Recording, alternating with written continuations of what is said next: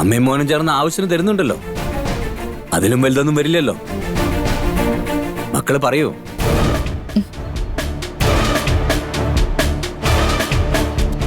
എന്തായാലും ചുറ്റി വളയ്ക്കാതെ പറ. കല്യാണം നടക്കാതിരിക്കാൻ നമ്മൾ ആവതും ചെയ്തു നോക്കി, നടന്നില്ല. അമ്മായി അരവിന്ദേട്ടനും ശ്രേയയുടെ പിടിയില്ല. ഇനി നടക്കാൻ പോകുന്നത് കണ്ടു നിൽക്കാന്നല്ലാതെ ഒന്നും ചെയ്യാൻ പറ്റില്ല. കല്യാണം എന്തായാലും നടക്കും. ശ്രേയ ഇവിടെ വന്ന് എന്തൊക്കെ സംഭവിക്കുന്ന ആലോചിച്ചിട്ട് പേടി തോന്നാ. മോള് പറഞ്ഞു വരുന്നൊക്കെ മനസ്സിലായി. അവൾ ഇവിടെ വന്ന് എന്ത് കാണിച്ചാലും ഞാനത് കയ്യും കെട്ടി നോക്കിക്കുന്നു വിചാരിച്ചോ? വെറുതെ വിടില്ലേ ഞാൻ അവളെ.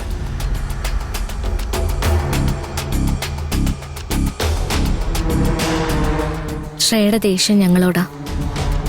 അരവിന്ദേട്ടന്റെ ജീവിതം തകർത്തിട്ടായാലും ഞങ്ങളോട് പ്രതികാരം ചെയ്യാൻ തീരുമാനിച്ചിരിക്കുക. ഞങ്ങൾ കാരണം ഇവിടെ ഒരു പ്രശ്നം ഉണ്ടാവരുതെന്ന് വിചാരിച്ചിട്ട് ഞങ്ങളൊരു തീരുമാനം എടുത്തു. തീരുമാനോ? എന്ത് തീരുമാനം?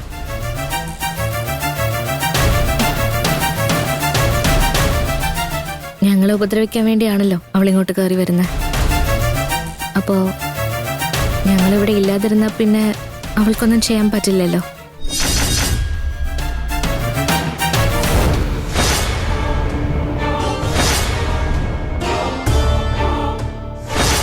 ഇവിടെ അല്ലാതെ നിങ്ങള് വേറെ എവിടെ പോവാനാ?